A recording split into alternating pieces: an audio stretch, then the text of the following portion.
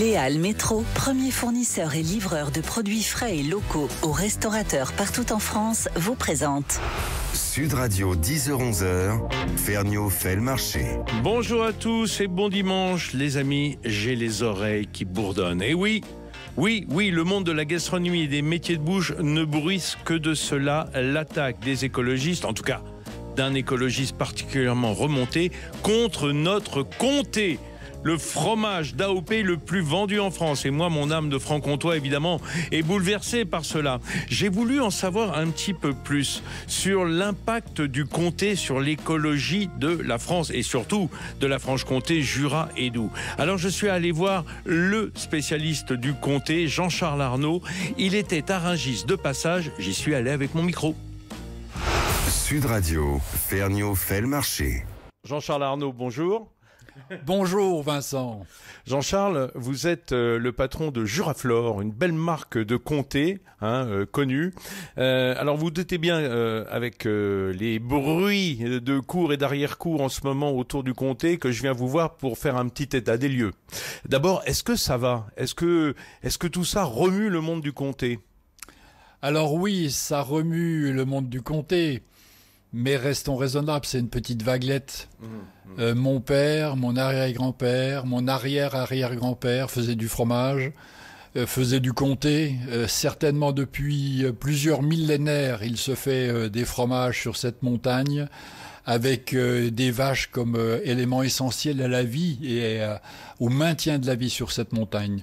Donc, oui, mais vous comprenez que quand on dit ça s'est toujours fait comme ça, puisque c'est un peu le discours, dans un monde qui a beaucoup changé, qui s'est trop peuplé, il faut quand même changer les pratiques. Eh bien, nous, on change peu. Et je vais prendre un exemple. OGM, avant même effectivement qu'ils soient implantés un jour chez nous, on les a interdits. Il y a plus de 40 ans, par principe. Aujourd'hui, une Montbéliarde, elle a au moins 13 000 mètres carrés pour une vache. On oublie derrière cette très très grande surface qu'un pâturage permanent, c'est un réservoir pour piéger du CO2 et c'est un réservoir extraordinaire de flore. On a jusqu'à 120 espèces au mètre carré. Donc celui qui ne regarde que la déjection d'une vache sans voir les 13 000 mètres carrés de fleurs, d'herbes, au milieu d'un territoire où on a 70% de forêt, il ferait bien de réfléchir, cet homme-là.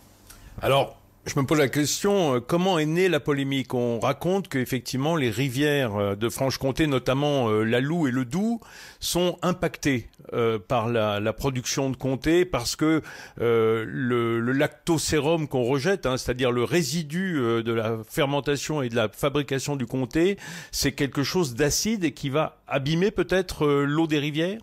Alors le lactosérum, effectivement, il faut faire très attention à cela et évidemment le traiter donc dans une station d'épuration. Lactosérum, ça peut être très très bien pour l'élevage de porc aussi, ne l'oublions pas, c'est aussi très très riche en protéines, d'ailleurs très publicité par les consommateurs aujourd'hui, mais on ne doit pas le laisser partir en rivière, donc ça c'est très clair. C'est quelque chose sur lequel la filière est mobilisée, il y a eu un ou deux cas, il y a eu aussi des accidents, parce qu'un accident ça peut arriver, mais la filière est mobilisée sur ce sujet et c'est nécessaire, c'est indispensable. Ce coin de France entre le Haut-Jura et le Haut-Doubs, et il était connu pour ses truites. Dans les torrents de rivière, il y avait des truites. Et là, c'est un peu les pêcheurs qui vous font un mauvais procès en allumant cette flamme de l'écologie autour du comté. Oui, je crains malheureusement que le problème soit beaucoup plus large que ça.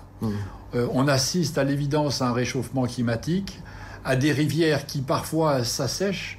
On le voit sur le Doubs, on le voit sur la Seille, on le voit sur la Loue. Donc des zones complètes où il n'y a plus d'eau. Et s'il en reste, les niveaux sont effectivement beaucoup plus faibles, température d'eau beaucoup plus chaude, et évidemment pour des salmonidés, c'est absolument pas favorable. Mais si on fait une équation simple, moins d'eau, plus de production de comté, ça veut dire qu'évidemment il y a une concentration beaucoup plus grande dans l'eau qui reste de résidus qui peuvent être nocifs pour la faune et la flore. Alors déjà, je veux casser une idée. Plus de production de comté, oui, c'est factuel puisqu'on est passé d'à peu près effectivement 30 000 tonnes, 35 000 il y a 25 ans à 69 000 en 2024. On double, quoi, grosso modo. Pratiquement, effectivement, on double. Mais en fait, ce qui s'est passé, c'est un transfert. Il y a 35 ans, la filière Comté allait très mal. Son prix du litre de lait était inférieur à la moyenne nationale. La Franche-Comté fabriquait essentiellement de l'emmental et de l'emmental grand cru. Elle vendait essentiellement du lait industriel. Et le Comté avait une valorisation inférieure à ses productions. Au fil du temps, grâce à l'exigence qualité, grâce au cahier des charges, le Comté s'est revalorisé, a failli disparaître avant. Mais il s'est revalorisé, il est devenu attractif pour ces filières industrielles. Et donc c'est un transfert de lait industriel qui est rentré dans l'appellation d'origine contrôlée Comté. Ces producteurs ont dû s'astreindre à suivre les règles du cahier des charges et pour rentrer dans la filière, ils se sont désintensifiés. Quelqu'un qui était en lait industriel pouvait avoir 2 fois plus de vaches et aujourd'hui il doit avoir 13 000 m² par laitière. Il est astreint à un rendement effectivement donc pour son exploitation. Donc en fait sur la Franche-Comté, on a moins de vaches et on a des vaches aujourd'hui, toutes celles qui sont rentrées dans l'appellation d'origine avec leurs producteurs, qui sont effectivement beaucoup moins intensives. Donc l'augmentation de volume est en fait un transfert effectivement de l'industriel vers un niveau d'exigence beaucoup plus fort et donc effectivement une désintensification. Alors, il faut dire que du point de vue des écologistes et ceux qui regardent effectivement les déjections, enfin en tout cas les déchets qui repartent dans la nature, ils sont de nature. On va dire les déjections de la vache elle-même, dans les champs, avec l'écoulement des eaux usées avec la pluie, et puis d'autre part le résidu de ce que fabriquent les fromageries, on le disait, le lactosérum. Avec ces 2 sortes de résidus, il y a assez de surface pour que ce soit retraité par la nature, comme une grande centrale de retraitement dans les champs du Haut-Jura et du Haut-Doubs. Alors sur la déjection, je veux déjà dire quelque chose. Depuis des siècles et des millénaires, c'est le meilleur engrais qui soit. Lorsqu'on les ramassait sèches, moi j'ai vu ça dans ma jeunesse, c'était aussi excellent pour faire du feu. Voilà, parce que c'était un bon combustible. Donc les vaches, elles produisent aussi quelque chose qui va nourrir le sol et qui va permettre d'avoir un engrais naturel. Donc il faut repositionner les choses, disons, à leur juste échelle. Et si je compare les déjections d'une vache et 13 000 m², il y a de la place quand même. Il y a de la place et dans ces prairies d'alpage. Alors, la question que je me pose, Jean-Charles Arnaud, c'est pourquoi l'écologie s'en prend au Comté ? Pourquoi ? Parce que c'est le premier fromage d'AOP vendu en France. D'ailleurs, vous avez été le patron, vous, de l'INAO un temps, l'Institut national des appellations d'origine. C'est important pour vous que votre fromage soit en haut du podium ? C'est important pour moi, mais je vais vous dire fondamentalement pour les jeunes. Je vois les jeunes qui sont en école d'agriculture. Je vois les jeunes producteurs, 365 jours par an, matin et soir à la traite. On a une règle dans l'appellation d'origine qui dit effectivement que l'éleveur, qui ne peut pas avoir plus de 50 vaches pour un homme, s'il y en a 51, il faut forcément donc 2 éleveurs, on dit qu'il doit connaître chacune de ces vaches. On dit et on a écrit effectivement que chacune des vaches doit reconnaître son éleveur. Et croyez-moi, on va ensemble, Vincent, dans un pâturage et on va voir si ça se vérifie simplement ou pas. Mais ces hommes, ils aiment leur terre, ils aiment leurs animaux. Voilà, depuis toujours, effectivement, ce couple existe. Et donc, je suis choqué pour ces jeunes, pas assez nombreux d'ailleurs. Il faut savoir que nos montagnes se vident, pas assez nombreux pour reprendre effectivement donc ces exploitations. Vous avez peur que ça les dégoûte ? Ça les stigmatise. Ils ont l'impression effectivement d'être des pollueurs. Que toute l'agriculture mondiale soit au niveau de notre montagne jurassienne. Et puis tout ira mieux. On peut toujours progresser. On en est à la 10e loi. Qu'est-ce qui a vraiment changé depuis 50 ans dans la façon de faire le Comté ? Alors vraiment, beaucoup de choses, puisque sur l'alimentation, elle est extrêmement codifiée. l'obligation donc du pâturage dès que possible au printemps et aussi tard que possible quand la neige effectivement donc arrive. Avec un calendrier de mise des bêtes à l'air libre ? Ah bien sûr, l'obligation effectivement donc du pâturage. Et tout ce qui va être complément alimentaire sur l'hiver, donc les céréales, tout est codifié de façon extrêmement précise. On parle des déjections effectivement donc des vaches, mais un pâturage, c'est aussi extrêmement peu de désherbant. C'est l'engrais, mais qui est l'engrais le plus traditionnel qu'il soit.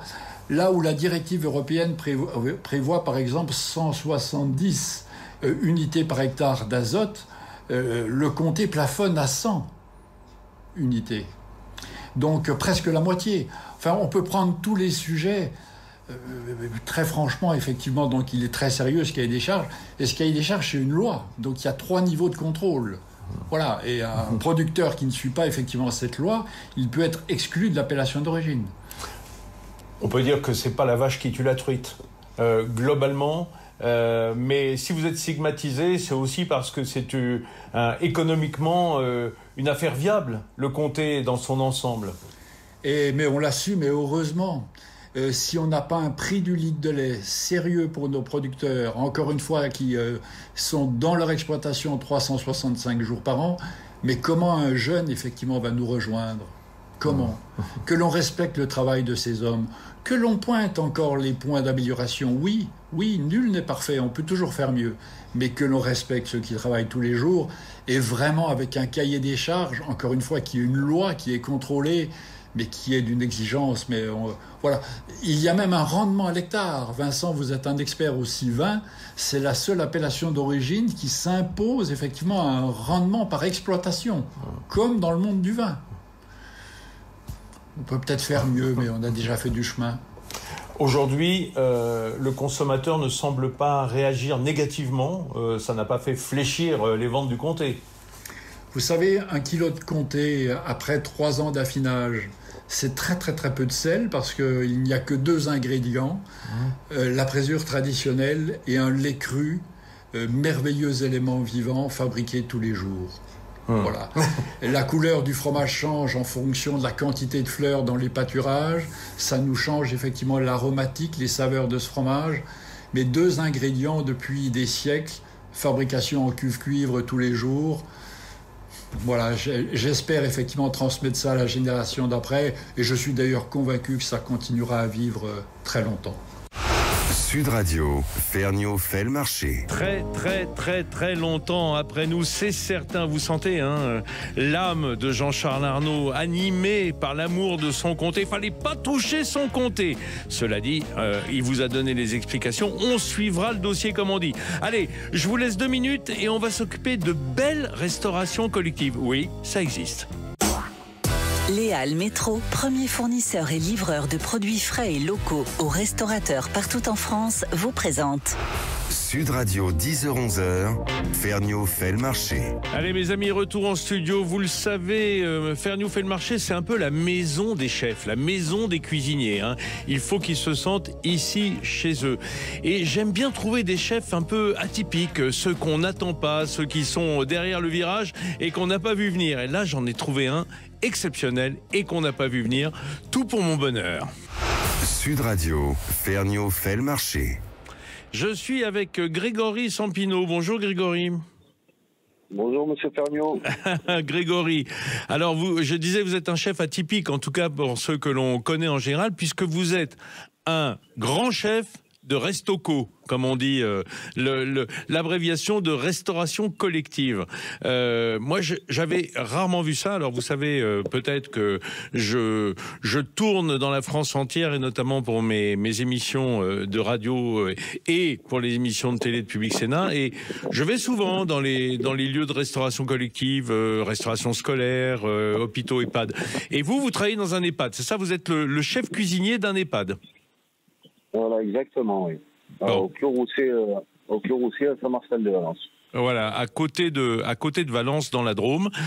Donc ça s'entend. Vous avez un petit accent dauphinois qui est charmant, j'ai envie de dire. Ah mais c'est bien. Moi j'aime bien qu'on marque sa région un petit peu. Alors Grégory, j'ai eu en fait l'idée de vous appeler parce que j'ai vu sur les réseaux sociaux, à la fois sur Instagram et sur YouTube, le travail que vous faites. Ce travail, il est assez exceptionnel. Il faut que je le dise à ceux qui nous écoutent, parce que d'abord je les invite à aller voir. On redira en fin d'interview l'adresse de votre page Instagram et de votre compte YouTube, parce que vous avez inventé un concept qui est la gastrolective. Hein, je dis pas de bêtises. Voilà, c'est ça, la cuisine gastrolective. La cuisine gastrolective, c'est quoi ça? La cuisine gastrolective, c'est une fusion entre la cuisine collective et la cuisine gastronomique. C'est ça. C'est ça. Alors, on se dit, tiens, là, il y a, c'est assez antinomique, hein, comme ça, vu de l'extérieur. Et pourtant, Grégory, vous passez le message, en fait, que c'est pas parce qu'on a peu de moyens, et on sait bien qu'en restauration collective, il n'y a jamais trop de moyens, que c'est pas parce qu'on a peu de moyens qu'il faut faire le minimum. C'est-à-dire que vous donnez pour avoir un plat qui soit digne d'un restaurant, en fait, en quelque sorte, d'un restaurant de restauration privée. Exactement, oui. Oui, parce que je pars du principe que c'est pas le moyen qui enlève l'envie de faire et l'envie de bien faire, surtout. D'accord. Mais comment est-ce que vous avez démarré? Parce que en général, on le sait bien, dans la restauration collective, ça ne répond pas à des rêves d'enfants, hein, ou des rêves de jeunesse. On a tous un parcours et on a des chemins divers. Comment est-ce que vous êtes arrivé là? Parce que vous, j'imagine que vous avez commencé dans la restauration traditionnelle, la restauration privée. J'ai commencé en apprentissage. J'ai fait la cuisine gastronomique en apprentissage. Oui. Après tout le reste de ma carrière, je suis parti en restauration traditionnelle. Oui. Et là, oui. Maintenant, ça fait 10 ans que je suis en collectivité en cuisine d'EHPAD. 10 ans. Et dans le même EHPAD, ou vous avez déjà bourlingué, j'ai envie de dire? Pas dans le même, j'en ai fait 2. C'est seulement le deuxième ici. D'accord. Toujours dans la région? Toujours dans la région, oui. Bon, et alors, à quel moment est-ce qu'on bifurque? Parce que vous avez travaillé dans de belles maisons, hein, j'imagine, hein, vu votre formation. Je dis ça parce que j'ai vu la cuisine que vous pratiquez, donc je suis au courant. Et à quel moment vous avez bifurqué, en fait? Vous avez fait ce choix? Vers la cuisine collective, je suis parti, comme quasiment tout le monde, hein, pour des raisons familiales, par rapport aux enfants, par rapport à... Vous voulez dire par rapport aux horaires, notamment? Voilà, oui, tout à fait. Ouais. Les week-ends, les horaires, les vacances. Ouais. Donc au départ, c'est parti sur ça. Donc il y a 10 ans, vous avez fait le choix, alors que vous étiez peut-être premier une carrière dans un restaurant personnel, peut-être que vous auriez pu ouvrir une adresse à votre propre nom.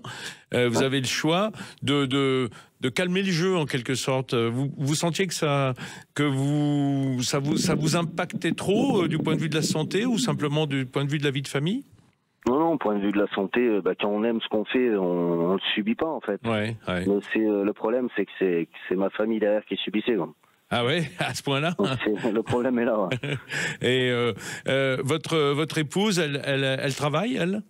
Non, elle est à la maison. D'accord. On a 4 enfants. Mais à 4 enfants, oui, il faut s'en occuper, hein, c'est sûr.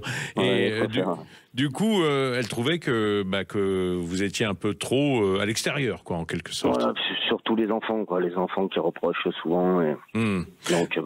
Donc ça a été la croisée des chemins. C'est là que vous êtes parti vers la Restoco. Et alors, vous avez trouvé tout de suite, je dirais, chaussure à votre pied, c'est-à-dire qu'en arrivant dans la restauration collective, quand on sort de la restauration traditionnelle, on doit se sentir un petit peu étriqué, un peu frustré, non?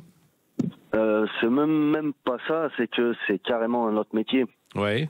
C'est carrément une autre organisation, un autre métier. Moi, le premier mois, je me suis demandé ce que je faisais là. Ouais. Je me suis beaucoup remis en question parce que j'avais l'impression de plus savoir travailler. Ouais. Et petit à petit, tu vas le reprendre dessus et je suis arrivé à dompter un peu cette cuisine-là. Et pourquoi vous dites ça? Pourquoi vous dites ça? Vous aviez l'impression de plus savoir travailler?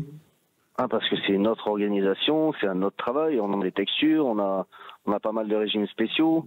Ouais. Toutes ces choses-là, on se pose pas de questions. En restauration traditionnelle, on se pose pas de questions sur toutes ces choses-là. Oui, mais ça, c'est particulier à l'EHPAD, parce que vos clients, on va dire vos résidents, beaucoup ont des problèmes de mastication ou simplement dentaires, et donc on sait bien que plus on vieillit et plus on a du mal à mâcher des choses un peu dures. Voilà, c'est ça. Ou même juste de déglutition. Hein. Oui, bien sûr, de salive, pour avaler les aliments. Donc ça vous a obligé à repenser entièrement votre façon de faire, alors que vous veniez plutôt de maisons avec une cuisine gastronomique. Surtout en apprentissage. Après, j'ai fait que du restaurant traditionnel. Oui. C'est moins élaboré que du gastronomique, mais ça reste dans le même fonctionnement. Ouais. Dans le même fonctionnement. Alors, quand vous avez démarré, vous avez tout de suite été confronté donc à de nouveaux horaires, parce que je suppose que les horaires que vous pratiquez aujourd'hui, c'est pas les mêmes que ceux qu'on a en restauration. Pouvez nous donner une idée pour ceux qui nous écoutent? Là, actuellement, je travaille du lundi au vendredi, de 8h à 16h. De 8h à 16h. D'accord. 8h à 16h. Effectivement, donc, quand vous disiez que ça libérait du temps pour la famille, on le comprend, quand on peut sortir à 16h. Et du coup, comment ça se passe du point de vue de la gestion de la cuisine? Parce que j'imagine que vos résidents, ils mangent le soir quand même. Donc ça veut dire que tout est préparé dans la journée, que c'est remis en température, en quelque sorte? Voilà, c'est ça. Après, les cuisiniers reviennent à 16h15. Remettent en température, ils font leur texture, ils font tout ce qu'ils ont à faire, leur dressage. Combien vous avez de repas servis par jour? On fait 180 repas jour. 180 repas jour. 180, ouais. Oui, d'accord. Donc voilà, on peut dire grosso modo 90 repas et résidents. Et à quel moment vous avez vous changez les équipes? Il y a une autre équipe avec une coupure, ou je sais pas. Non, en fait, moi j'y suis du lundi au vendredi, et les deux cuisiniers en fait alternent toute la semaine avec moi. D'accord. Étant toute la semaine avec moi, du coup, moi, ça me permet de gérer toute la production de la semaine du lundi au dimanche. Parce que le samedi et le dimanche, les cuisiniers sont tout seuls, ils font un week-end sur 2. Oui. Donc, ils arrivent avec avance complète, vu qu'ils sont tout seuls. Ça me permet de gérer toute la production, toutes les réceptions, et de ne pas perdre le fil au fur et à mesure, en fait. Ah, parce que vous êtes que 3, donc, en cuisine, au total? Oui, on est 3, oui. Vous et 2 autres cuisiniers? Voilà, mais 2 par jour. 2 par jour, voilà, une sorte de rotation. Alors, Grégory, là, j'ai un peu dressé le tableau parce que je voulais savoir dans quelles conditions vous travaillez et quel était votre background. On va revenir tout de suite après la pub pour se parler de cette gastronomie en EHPAD, parce que c'est ce qui m'a bouleversé, je vous le dis carrément. À tout de suite. Sud Radio, Ferniaud fait le marché. Allez, on se retrouve avec Grégory Sampineau, chef en EHPAD, chef de gastrolective. La cuisine gastrolective, c'est la cuisine gastronomique pour les collectivités. Ça existe. Eh oui, et moi aussi j'étais surpris de l'apprendre. C'est pour ça qu'on est avec Grégory. Grégory, vous êtes toujours avec moi là, au téléphone. Oui. Merci. Alors Grégory, du côté de Valence, dans la Drôme, on va dire dans la circonférence, dans la proche banlieue de Valence, vous travaillez dans un EHPAD avec à peu près un peu plus de 80 résidents. Vous servez donc 2 fois, c'est-à-dire 180 repas par jour, et avec un budget de combien? Parce que je vous ai pas posé la question tout à l'heure. On a un budget par jour qui est de 6,06 €. Vous voulez dire 2 fois 3 € quoi, pour le repas? Moins que ça, parce que il y a les petits-déj, les boissons qui sont compris dedans. On peut dire 2,50 par repas, en fait? Voilà, en moyenne, oui, c'est ça. Ouais. Et ça, 2,50, pourtant, c'est un budget relativement confortable en restauration collective. C'est un beau budget quand même. Bah oui, c'est ça qui est fou, hein. Quand on sait ce qu'on dépense pour un repas, pour une portion chez soi en famille, on se dit que ça paraît dingue, mais c'est normal, on fait des économies d'échelle aussi. Et là, évidemment, Grégory, on ne parle que des matières premières, hein, pas de l'énergie ni du personnel, qui sont comptés à part. Hein. Bon, oui, alors, on parle de prix négociés aussi. Hein. Oui, j'imagine que ça fait partie du boulot. Voilà, c'est pas les prix que la ménagère paye quand elle va faire les courses. Et j'ai vu sur votre compte en plus que vous avez la chance d'avoir une maraîchère au bout du terrain de l'EHPAD. Exactement, c'est notre voisine. Ouais. Votre voisine qui vous fournit du coup qui nous fournit tout ce qui est légumes bio. Ah, c'est génial. Ça, c'est formidable. Ouais. Et du coup, pas de logistique et pas d'intermédiaire, donc ça gagne des sous. Voilà. Puis pas de... Ouais. Bon. Alors, ce qui est fou, quand on regarde votre compte YouTube, et pour ça que j'invite tout le monde à aller voir, comment s'appelle-t-il d'ailleurs votre compte YouTube ? C'est Grégory Sampino. Grégory Sampino, S-A-M-P-I-N-O. Pardon. Ça, c'est pour Instagram. Sur YouTube, voilà, ça, c'est pour tous les réseaux. Sur YouTube, c'est l'émission. C'est Pimp ta cuisine d'EHPAD. Pimp ta cuisine d'EHPAD. Voilà, la promesse, elle est tenue, je peux vous dire. Vous avez décidé que vos convives, les résidents de l'EHPAD, avaient le droit de manger comme dans un restaurant étoilé. En tout cas, alors peut-être pas toujours la texture, mais le goût et l'apparence. Hein. Vous soignez énormément le dressage de vos assiettes. Oui. J'ai commencé à dresser... à faire des belles assiettes pour réussir à ouvrir l'appétit de mes résidents. En fait. Oui. Parce qu'on a affaire à une population qui a plus si faim que nous. Ouais, qui perd un peu l'appétit, qui perd l'envie. Voilà, qui a plus d'envie, qui a plus plus d'appétit, tout simplement. Donc, on s'est posé des questions, comment faire pour arriver à leur redonner cet appétit-là. Donc, on s'est mis à dresser déjà dans les plus grandes assiettes pour que ça fasse plus aéré et moins écœurant au visuel. Ouais, et puis on s'est mis à jouer sur les couleurs, sur les textures, sur les goûts. Et ça a marché. Ça a marché. Comment est-ce que vous l'avez vu que ça a marché ? Ça veut dire qu'il y a moins d'assiettes rendues pleines, il y a moins de déchets. Voilà, on le voit au retour des assiettes, on le voit au poids des résidents. Ouais. Parce qu'ils sont contrôlés assez souvent par l'IDEC. Ah, vous voulez dire qu'ils grossissent ? Voilà, ils grossissent. Je me fais même gronder quand je passe dans les couloirs par certaines. Ah ben, je suppose que dans tous les EHPAD, il y a une diététicienne ou un nutritionniste, enfin, et donc, du coup, vous vous faites enguirlander par les médecins quand ça grossit trop, c'est trop bon. Par les résidentes. Ah, par les résidents. Ouais, c'est par les résidentes. Eux-mêmes qui vous disent, oh là là, j'essaye de surveiller ma ligne. Voilà, c'est trop bon, j'ai pris trop de kilos depuis que je suis là. Mais ça, c'est génial. Parce que vous, ça vous paraît évident, à moi aussi, mais pour ceux qui ne sont pas au contact de la restauration en EHPAD, c'est quand même le plaisir de la journée. Hein, les repas dans des journées qui sont parfois un peu longues, un peu longuettes. Là, tout d'un coup... et on ne peut pas trahir la promesse que l'on fait à des personnes âgées que de leur servir des choses qui ne sont pas à la hauteur de ce qu'elles désirent ou ce qu'elles ont connu pendant leur vie. Donc c'est un peu ça votre pari, vous. Exactement, c'est leur faire découvrir, parce qu'on apprend toute notre vie. Hein, bien sûr. Bien sûr. Leur faire découvrir des saveurs qu'ils avaient jamais goûté non plus, auxquelles ils n'étaient pas habitués. Au début, ça a été compliqué les premiers temps. Oui. De leur faire manger autre chose qu'ils avaient l'habitude. Ah oui. Et puis au fur et à mesure, tout le monde y a pris goût et donc c'est le bonheur, quoi. Est-ce que vous avez des gastronomes, un peu des leaders d'opinion parmi les 80, un peu plus de 80 résidents? Est-ce qu'il y a des gens qui vous challengent, qui vous testent et qui sont un peu les meneurs de cette salle de restaurant? Non, actuellement, on en a eu. Oui. Mais actuellement, non, on n'en a pas vraiment. Et donc, ce sont des gens qui ont quand même une bonne volonté à goûter les nouveautés. Ils sont prévenus en général? Oui, ils sont au courant parce qu'on publie déjà les menus sont affichés un peu de partout dans l'établissement. Oui. Après, ils ont un menu aussi au centre de leur table. Oui. Oui, comme dans un restaurant, hein, pour pas les infantiliser en quelque sorte. Voilà, ils sont au courant de tout. Et alors, même quand les légumes viennent de chez Juliette, on le marque. Ils sont au courant de tout.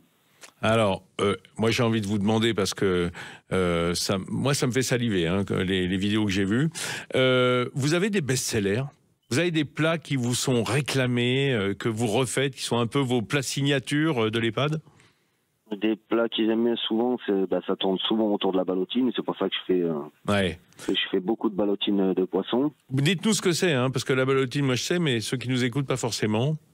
Ballotine, eh ben, c'est des filets ou des dos de poissons qu'on roule dans du cellophane avec plusieurs sortes de farces dedans, ou même sans farce. Hein. Ouais, souvent des petites mousselines un peu légères. Voilà, voilà, des farces mousselines et qu'on enroule dans du cellophane et qu'on cuit en vapeur. Ouais, qui sont cuits à la vapeur, donc nature, hein, pour pas ajouter des matières grasses et pour préserver le goût. Moi, me revient en mémoire, je crois que je vous l'ai dit quand je vous ai appelé pour l'émission, il y avait 2 dos de cabillaud qui enserraient une farce colorée à la betterave. Alors, vous en servez pas mal parce que j'imagine que, comme vous le disiez, l'œil renseigne énormément et c'est important pour les gens qui sont vos clients. Pour autant, est-ce que vous apportez autant de soins au dessert qu'au plat salé? Le dessert, c'est pas moi qui gère, mais c'est pas moi qui les fais. Vous avez l'œil dessus quand même. Mais oui, de l'entrée au dessert. Hein. Et vous sentez que vous avez emmené vos 2 autres cuisiniers dans l'histoire, enfin je dirais, sans se challenger, mais ça les pousse un peu au derrière à se dépasser par rapport à ce qu'on voit souvent dans le resto-co. Hein.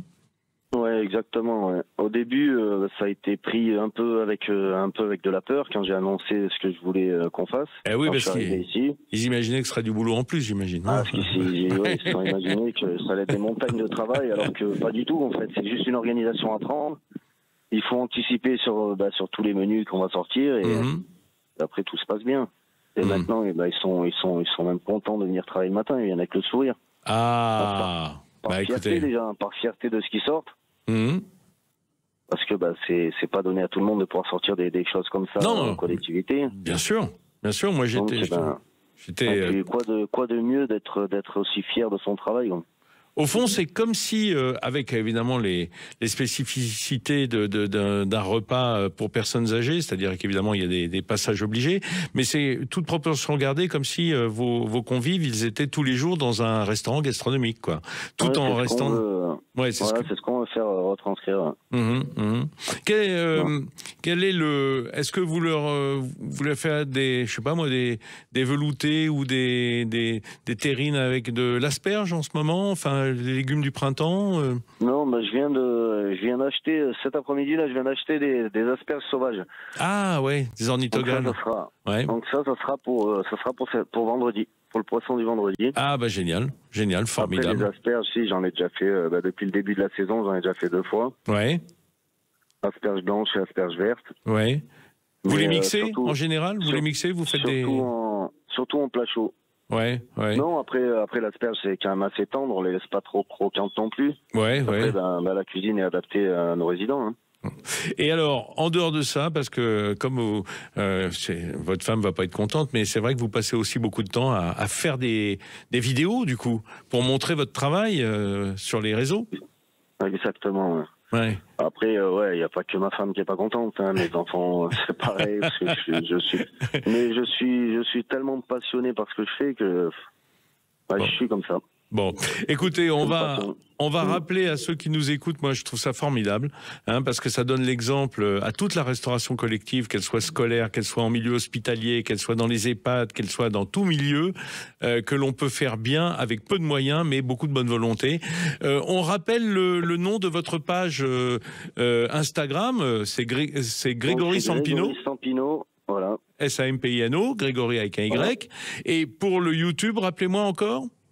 Pimp ta cuisine d'EHPAD. Pimp ta cuisine d'EHPAD. Vous allez être surpris, vous verrez. Et si vous êtes aussi, vous, dans la restauration collective, chef ou simplement sous-chef, second, chef de partie, enfin en tout cas dans l'équipe de la Restoco, ça va vous donner des idées, j'en suis sûr. Merci Grégory.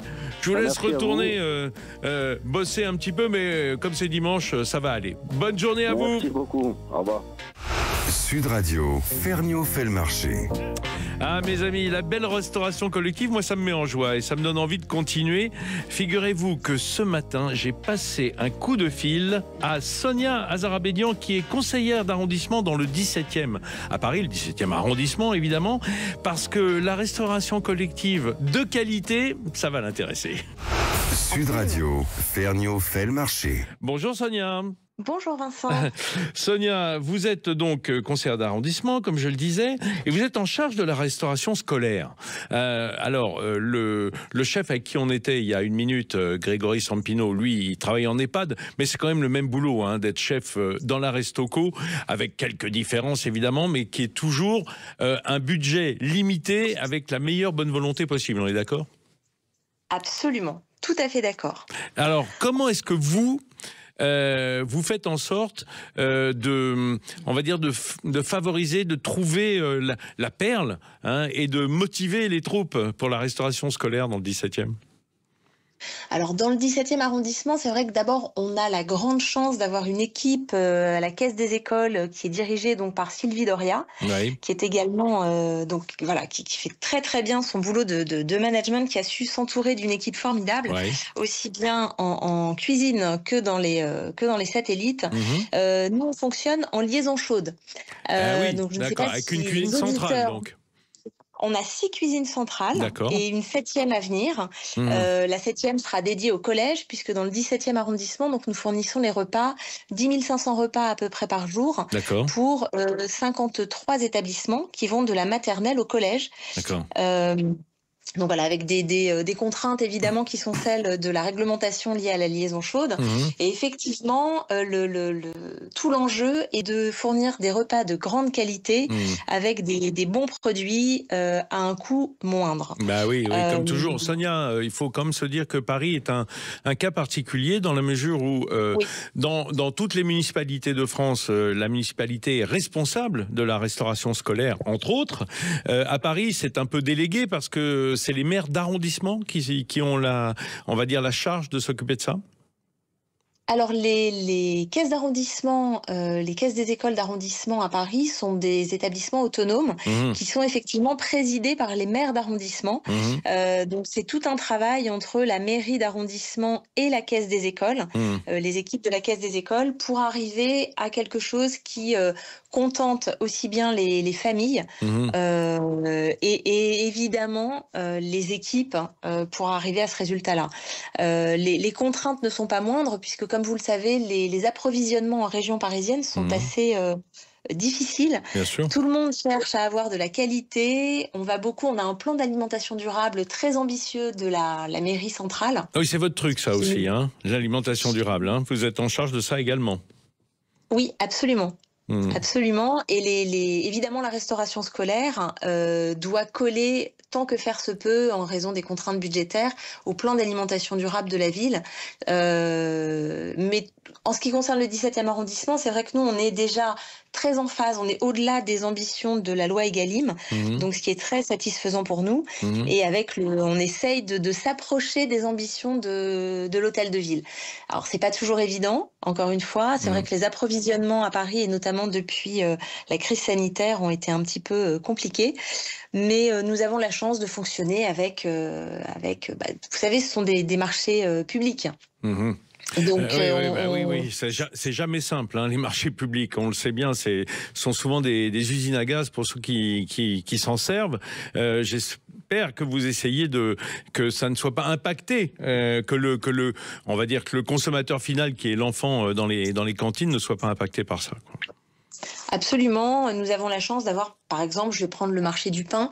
Sur le pain, nous avons un prestataire qui a répondu et qui rentre complètement dans le cahier des charges de la Caisse des écoles et qui fournit du pain bio, des viennoiseries bio. Donc, on est très satisfait. On travaille avec le GAB Île-de-France beaucoup. Et puis, la Caisse des écoles bouge énormément, propose pas mal d'activités, d'animation dans les écoles également, avec Interfel, avec Interbev. Donc on essaye de faire en sorte en même temps d'avoir une approche très pédagogique avec les enfants, avec les enseignants et puis avec toutes les équipes pédagogiques et les animateurs de la ville.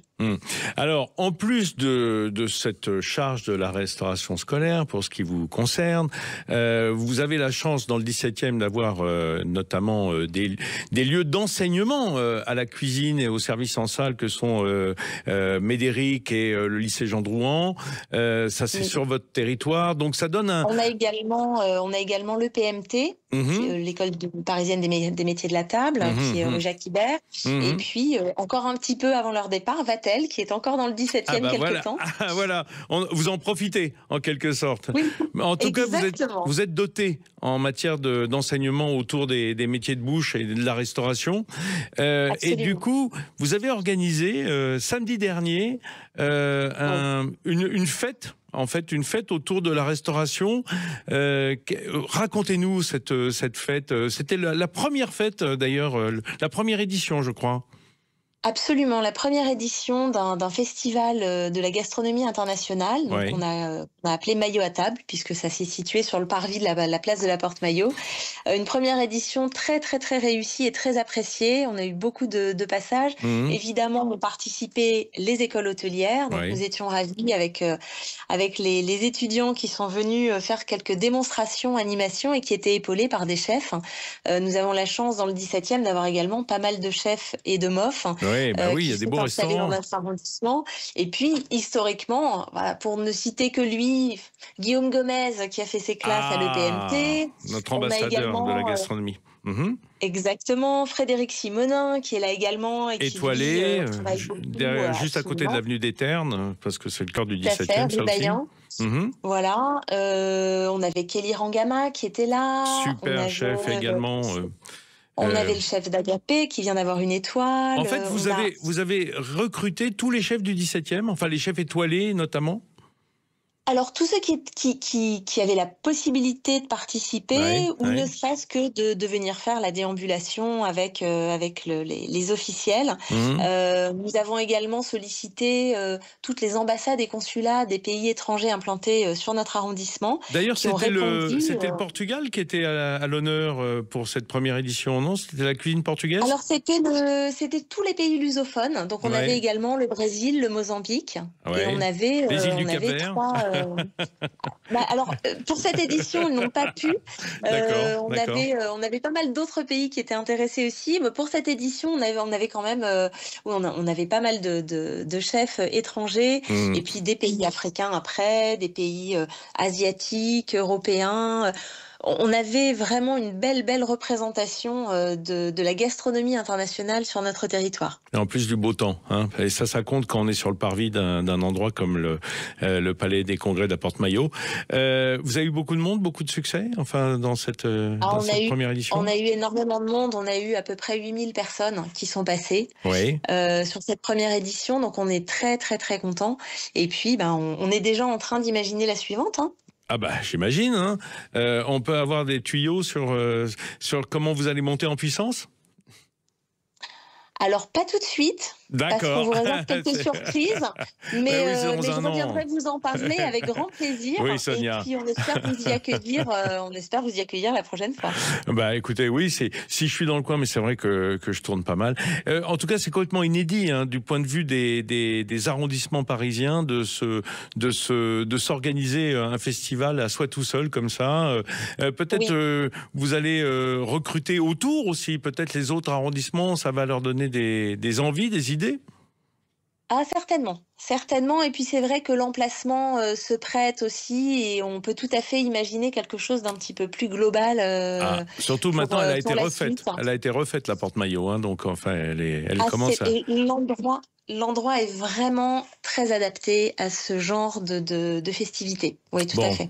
Écoutez, on suivra. Hein. Je pourrais peut-être pas donner la parole à tous les arrondissements de Paris s'ils se succèdent dans l'organisation de festivals gastronomiques.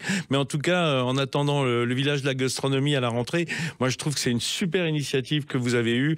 Et de toute façon, tout ce qui déplace du monde autour de la bouffe, c'est merveilleux. Voilà. Et surtout la bonne, la gastronomie et la cuisine tradie. Merci Merci beaucoup Sonia Azarabédian. Je rappelle que vous êtes conseillère d'arrondissement dans le 17e à Paris. Mes amis, l'émission se termine. Voilà, moi ça m'ouvre l'appétit chaque dimanche, vous le savez. On va maintenant se diriger tranquillement vers les infos de 11h. Ensuite, vous retrouverez Alexandre Devecchio en toute vérité comme tous les dimanches.